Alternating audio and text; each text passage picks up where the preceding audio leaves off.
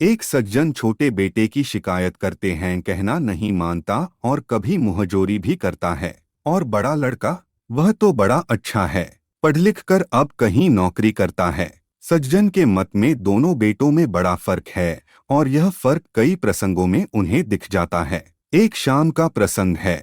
वे नियमित संध्या वंदन करते हैं, यानी शराब पीते हैं। कोई बुरा नहीं करते। बहुत लोग पीते हैं, गंगाजल खुलेआम पीते हैं। शराब छिप कर गो शराब ज्यादा मजा देती है।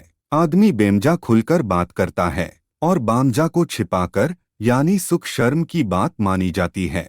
लेकिन बात उन सज्जन की उठी थी। उन्हें सोडा की जरूरत पड़ती है।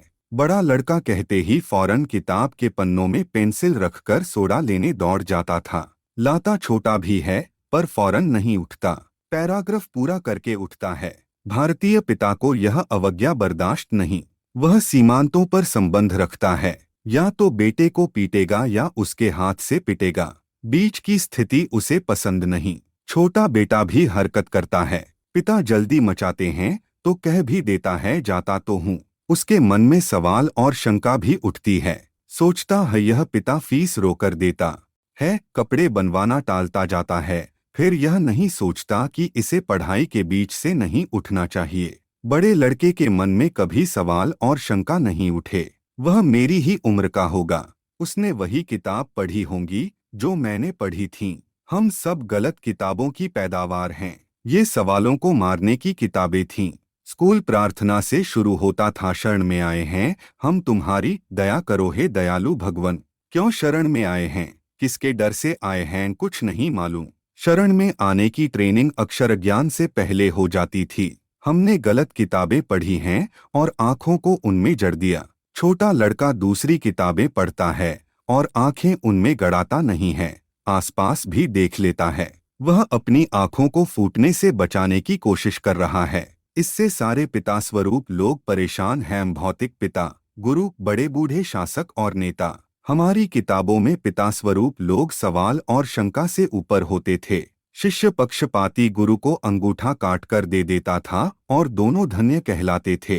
अब शिष्य उपकुलपति से रिपोर्ट कर देता है कि अमुक अध्यापक शिष्यों के अंगूठे कटवाते हैं। यदि उपकुलपति ध्यान नहीं देते तो वह विद्यार्थियों का जुलूस लेकर विश्वविद्यालय पर धावा बोल देता है।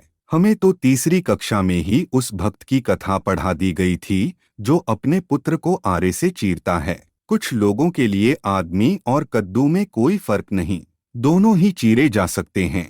उस भक्त का नाम मोरध्वज था। ऐसी सारी कथाओं का अंत ऐसा होता है जिससे चिरने वालों को प्रोत्साहन मिले। भगवान प्रकट होते हैं और जिस पार्टी का जो नुकसान हुआ है पूरा कर देते हैं। मृत को जिला देते हैं। जायदाद चली गई है तो वापस दिला देते हैं। किसी को मुआवजे के रूप में स्वर्ग भेज देते हैं। कथा के इस अंत ने कितनी पीढ़ियों को आरे से चिरवा दिया होगा।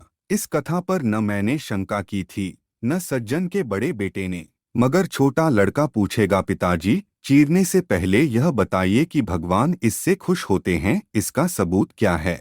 फिर इसकी क्या गारंटी कि वे आ ही जाएंगे? उन्हें 1000 काम लगे रहते हैं। फिर इसका क्या भरोसा कि वे कटे को जोड़ देते हैं? अगर यह सब हो भी तो भी आपके सत्यकल्पित विश्वास आपके अपने हैं। उनके लिए आप अपने को कटवाइए और अपनी हठ निभाइए। पहले जन्मे लोग अपनी सही गलत मान्यता के लिए पीछे जन्मों को क्यों काटें? एक पीढ़ी के लिए दूसरी पीढ़ी क्यों चीरी जाए? लड़के मुंहजोरी करने लगे हैं। कमबख्तों की किताबें बदल गई हैं। कोर्स इतनी जल्दी क्यों बदलने लगे हैं? बड़े लड़के से कह दिया था कि अपनी किताबें संभाल कर रखना, छोटे के काम आएंगी। पर किताबें बदल गईं। पुरानी किताबें किसी के काम नहीं आ रही हैं। एक ही किताब पीढ़ियों क्यों नहीं चलती? पिताओं को यह चिंता है। बड़ा लड़का फौरन किताब में पेंसिल रखकर सोडा लेने भाग जाता था। छोटा पैराग्राफ पूरा करके उठता है। भीष्म की कथा भी हमें तभी पढ़ा दी गई थी। हमने भीष्म को धन्य कहा था। छोटा लड़का शांतनु को धिक्कार कहेगा। धन्य और धिक्कार की जगहें बदल गई हैं। लोगों को पता नहीं है।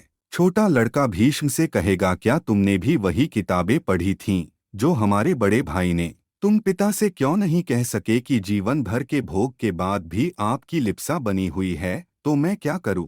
अपना संयम दे सकता तो थोड़ा दे देता, जीवन कैसे दे दूं? राज्य से आप मुझे वंचित कर सकते हैं, पर मनुष्य का स्वाभाविक अधिकार मैं हरगिज नहीं छोड़ूंगा।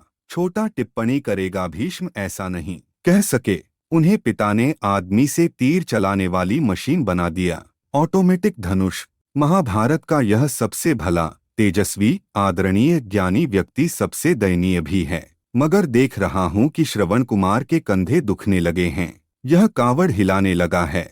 कावड़ में अंधे परेशान हैं। विचित्र दृश्य है यह। दो अंधे एक आंख वाले पर लदे हैं और उसे चला रहे हैं। जीवन से कट जाने के कारण एक पीढ़ी दृष्टिहीन हो जाती है, तब वह आगामी पीढ़ी के ऊपर लद जाती है। अंधी होते ही उसे तीर्थ सूझने लगते हैं। वह कहती है हमें तीर्थ ले चलो। इस क्रियाशील जन्म का भोग हो चुका है, हमें आगामी जन्म के भोग के लिए पुण्य का एडवांस देना है। आंख वाले की जवानी अंधों को ढोने में गुजर जाती है। वह अंधों के बताए रास्ते पर चलता है। उसका निर्णय और निर्वाचन का अधिकार चला जाता है। उसकी आंखें रास्ता नहीं खोजती, सिर्फ राह के कांटे बचाने के काम आती हैं।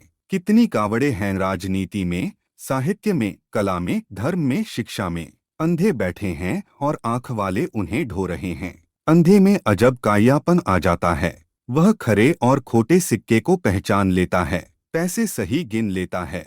उसमें टटोलने की क्षमता आ जाती है। वह पद टटोल लेता है, पुरस्कार टटोल लेता है, सम्मान के रास्ते टटोल लेता है, बैंक का चेक टटोल लेता है। आंख वाले जिन्हें नहीं देख पाते उन्हें वह टटोल लेता है। नए अंधों के तीर्थ भी नए हैं। वे काशी, हरिद्वार, पुरी नहीं जाते। इस कावड़ वाले अंधे से पूछो खा ले चलें, वह कहेगा तीर्थ। कौन सा तीर्थ? जवाब देगा कैबिनेट, मंत्रिमंडल। उस कावड़ वाले से पूछो तो वह भी तीर्थ जाने को प्रस्तुत है। कौन सा तीर्थ चलेंगे आप? जवाब मिलेगा अकादमी, विश्वविद्यालय। मगर कावड़े हिलने लगी हैं। ढोने वालों के मन में शंका पैदा होने लगी है। वे झटका देते हैं तो अंधे चिल्लाते हैं अरे पापी, यह क्या करते हो? क्या हमें गिरा दोगे? और ढोने वाला कहता है अपनी शक्ति और जीवन हम अंधों को ढोने में नहीं गुजारेंगे। तुम एक जगह बैठो, माला जपो, आदर लो, रक्षण लो, हमें अपनी इच्छा से चलने दो, अनुभव दे दो, दृष्टि मत दो, वह हम कमा लेंगे। राजनीति, साहित्य आदि तो बड़े प्रगट क्षेत्र हैं। अप्रगट रूप से भी विभिन्न क्षेत्रों में श्रवण कुमार कावड़ उतारने के लिए हिला रहे हैं। वे किन्हीं विश्वासों की आरी से चिरने को तैयार नहीं हैं। मैं कॉफी हाउस के कोने में बैठे उस युवक की बात नहीं कर रहा हूँ जिसने गुस्से में दाढ़ी बढ़ा ली है, जैसे उसकी दाढ़ी एक खास साइज और आकार की होते ही क्रांति हो जाएगी। बड़ी दाढ़ी, ड्रेन पाइप और सोहवाट वालों से यह नहीं हो रहा है। चुस्त कपड़े, हेयर स्टाइल और ओ वंडरफुल वालियों से भी यह नहीं हो रहा है। ये तो न विश्वास में सच्चे, न शंका में। यह बिना प्रदर्शन और शोर शराबे के घरों और परिवारों में हो रहा है। सुशील, विनम्र और आज्ञाकारी युवक युवती कावड़े उतारने लगे हैं, किसी के विश्वास के ओर से कटने से इनकार करने लगे हैं। एक परिचित है जिसका ज्योतिष में विश्वास है। उनकी शिक्षिता जवान लड़की है जिससे वह शादी करना चाहती थी, उससे ग्रह नहीं मिले। एक दो और योग्य वरों से मिलान किया पर ग्रह यहाँ भी नहीं मिले। उसके ग्रहों ने किसी नालायक से मिलने के लिए स्थिति संभाली होगी। लड़की 1-2 साल घुटती रही।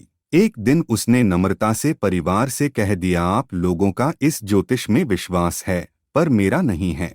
जो मेरा विश्वास ही नहीं है उस पर मेरा बलिदान नहीं होना चाहिए। परिवार कुछ देर तो चमत्कृत रहा, फिर उसकी इच्छा से शादी कर दी।